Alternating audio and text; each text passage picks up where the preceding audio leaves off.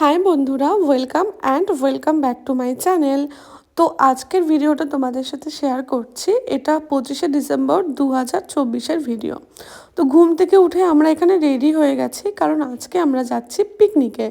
তো ঘুম থেকে উঠে এখানে আমি চা খাচ্ছিলাম, আর আমি সাথে করে একটু ফ্লাক্সে করে গরম জল নিয়ে যাচ্ছিলাম, কারণ আমার ভীষণ ঠান্ডা লেগেছে। আর আমি ওখানে গিয়ে যদি ঠান্ডা জল খাই তাহলে আমার গলার অবস্থাটা একদমই খারাপ হয়ে যাবে, সেই কারণে।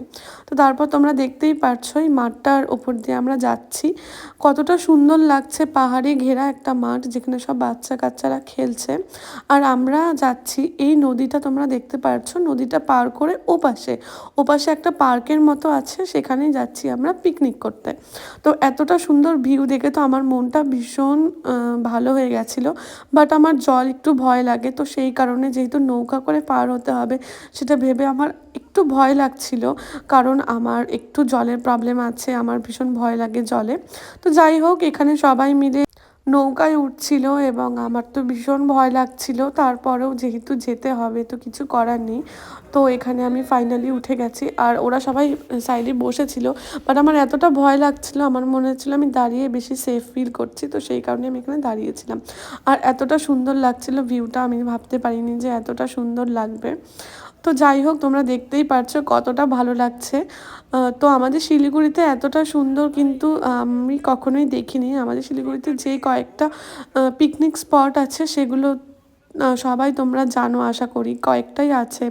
আর দুধিয়া আছে এরকম নদী, বাট সেখানে নদী পার হওয়া বা এরকম, দেখো সব জায়গায় একটা আলাদা সৌন্দর্য, তাই না? শিলিগুড়িটা অবশ্যই, শিলিগুড়ি আমার কাছে সব থেকে ফেভারেট। আর যে আমি পৃথিবীর যেই প্রান্তেই যাই আমার কাছে আমার জায়গাটাই সব থেকে বেশি প্রিয় হবে। বাট এই জায়গাটাও আমি কোনোভাবেই কম বলতে পারছি না, কারণ এতটা সুন্দর ছিল। আর ফাইনালি আমরা এই জায়গাটাতে চলে এসেছি যেখানে আমাদের পিকনিকটা হবে। তো এই জায়গাটাও ভীষণ সুন্দর। তো নিজের জায়গা থেকে একটা আলাদা স্টেটে এসে সেখান থেকেও আবার নতুন মানুষের সাথে পরিচয়, তারপর তাদের সাথে পিকনিক, আমার তো ভীষণ এক্সাইটমেন্ট ছিল। তো আমি এখানে এসেই বাদরের মতন লাফালাফি শুরু করে দিয়েছিলাম এতটা সুন্দর জায়গা দেখে। তো ওখানে সবাই সকালের খাবারগুলো রেডি করছিল, মানে চা বানাচ্ছিল। আর আমি এখানে চলে এসেছি এই ট্রি হাউসটাতে ওঠার জন্য, যেখানে উঠতে আমার ভীষণ ভয় লাগছিল, কারণ আমি এসব দিকে একটু ভীতু।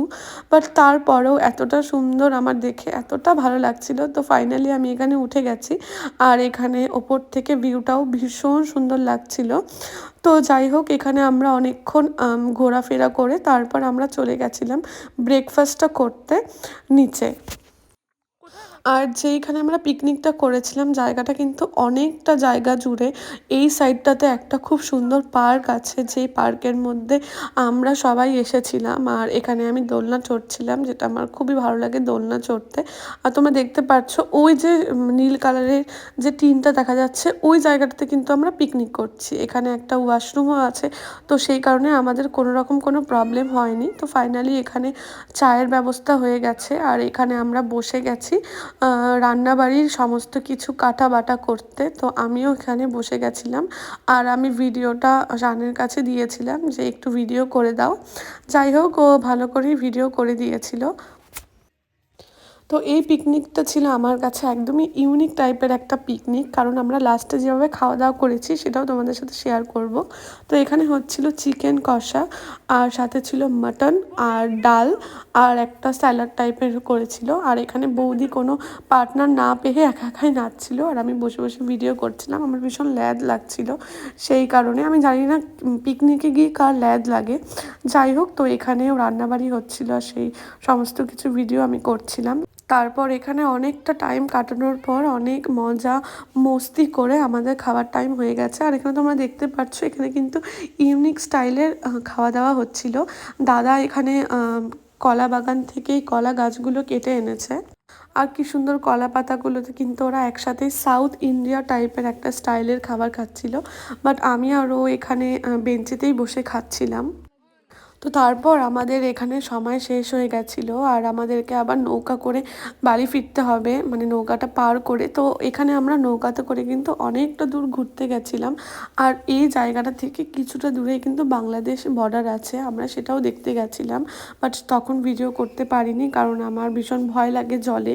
তো সেই কারণে আমি আর কোনো ভ্লগই করিনি, ডিরেক্ট বাড়ি চলে গেছিলাম। আর বাড়িতে যাওয়ার পর আমার সেদিন ভীষণ জ্বর চলে এসেছিলো, কারণ এমনিতেই আমার ঠান্ডা লেগেছিলো। তারপরে আবার এখানে এসে পিকনিক করার পর তো যাই হোক, তো আমার অবস্থা একদমই শেষ হয়ে গেছিলো। তো এই ভিডিওটা এখানেই শেয়ার করছি, কেমন লাগলো সবাই জানিও। দেখা হচ্ছে একটা নেক্সট ব্লগে। টাটা।